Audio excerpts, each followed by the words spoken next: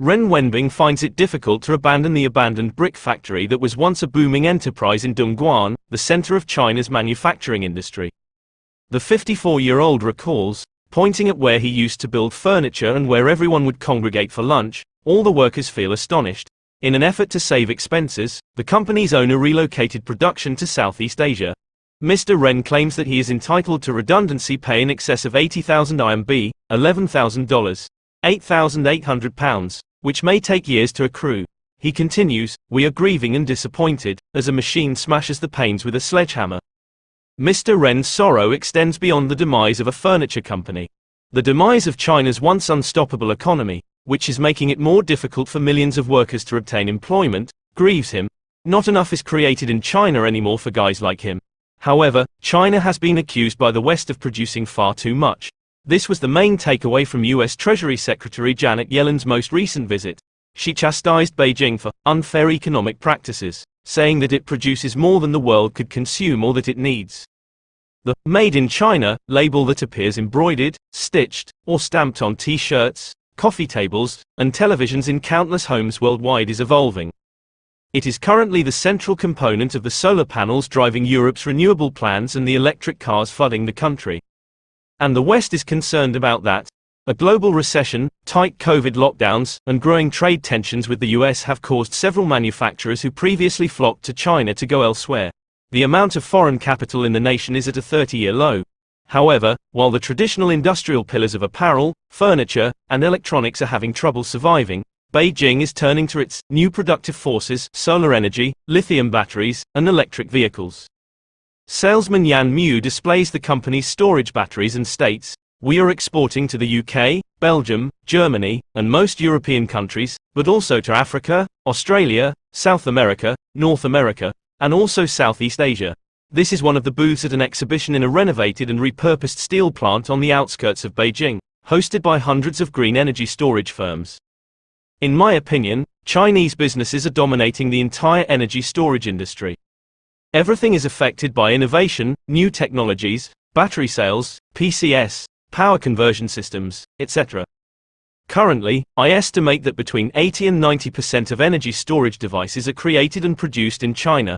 There are further indications of the size of this business a few hours' drive from Dongguan. Solar panels cover every available space. China has installed more solar panels in the past year than the United States has built in 10 years. Thanks to mass manufacturing that has down prices to half of what they were the previous year. However, compared to the industries that once drove China's phenomenal growth, its new industries are significantly less labor-intensive and call for a growing number of robots as well as specialized, highly skilled laborers. China's overall urban unemployment rate is still above 5%, despite the fact that the country's youth unemployment has garnered more attention. China is allegedly attempting to salvage its economy by manufacturing low-cost, government-subsidized green technologies that it will export, according to the US and the EU. They claim it's a strategy that's pushing down the price of solar panels and other cutting-edge technology, forcing out Western companies.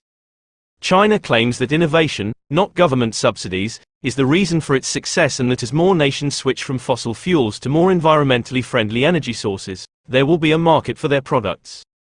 Throw away the old yet. Mr. Ren is unable to secure employment in China's recent economic boom.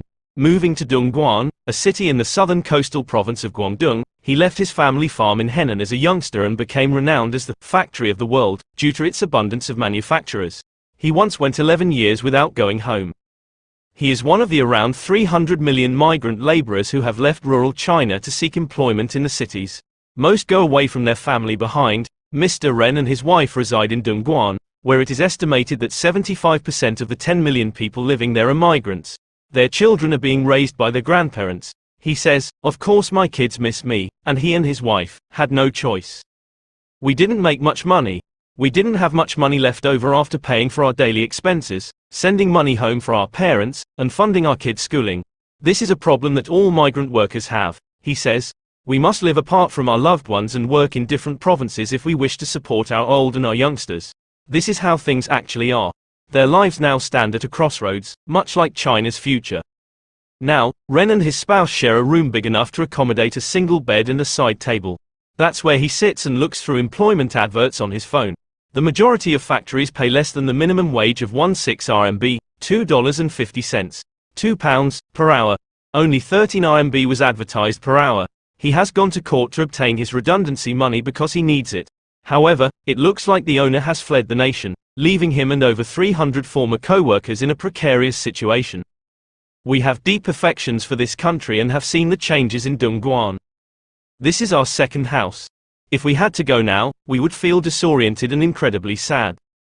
We keep in mind the efforts made by the local administration to provide us with additional benefits. We were able to earn a living and obtain jobs thanks to government measures. Dongguan emerged as China's principal export and manufacturing hub starting in the middle of the 1980s, shortly after the country's opening to the outside world. It produced inexpensive toys, clothing, and footwear. Tens of thousands of laborers would have waited in queue at the gates then to begin their shift producing shoes for export to the US. However, in more recent times, employees started to demand more pay, and businesses started lowering their pricing to get contracts, further reducing earnings. Soon after taking office, Donald Trump imposed taxes on Chinese goods, including shoes. Businesses started to turn elsewhere in quest of lower operating expenses and safety from the US-China trade disputes. There are now miles of deserted low-rise structures in one nearly abandoned Dongguan neighborhood that resemble ghost factories. The only resident is a lone security guard who waves off any inquisitive bystanders. The chorus of birdsong has taken the place of the incessant buzz of sewing machines, and the tenacious roots of banyan trees have infiltrated the concrete framework of buildings. What man has left behind is being reclaimed by nature thanks to the warm and frequently humid southern environment. However, Dongguan is not given up and is making an effort to reinvent itself as a high-tech center in an effort to reclaim some of its past glory. The tech behemoth Huawei has been constructing a complex to house 25,000 workers on the outskirts of Songshan Lake. A new scientific park and several hotels have opened. As he attempts to take advantage of the city's new orientation, Alan Lee is dozing off in his newly painted office. The 32-year-old is focused on selling high-tech machinery to Europe after surviving the economic collapse to launch his company. A large number of people have lost their employment recently.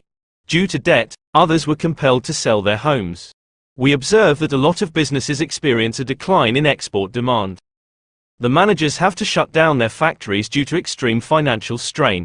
In order to relieve pressure on manufacturing, we decided to concentrate on trade. However, Mr. Ren and other people like him do not yet possess the new tech skills that are necessary for these positions. He's starting to lose hope of ever getting the money he's due.